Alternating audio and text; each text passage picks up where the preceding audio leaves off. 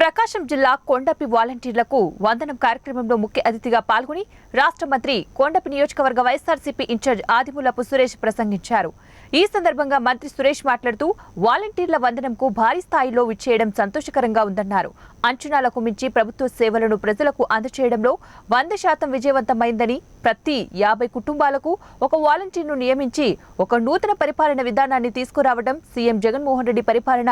దక్షతకు ఒక నిదర్శనమని మంత్రి సురేష్ అన్నారు. అదేవిధంగా వాలంటీర్లు ఎంతగానో గర్వంగా కరోనా కాలంలో సేవ చేసినందుకు సంతోషంగా ఉందన్నారు. 24 పంచులకు పథకం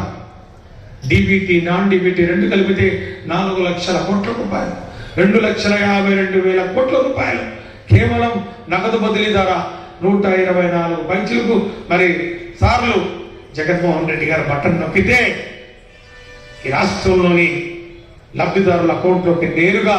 అందించినటువంటి క్రమంలో ఎక్కడ కూడా వివక్ష ఉండకూడదు, ఎక్కడ కూడా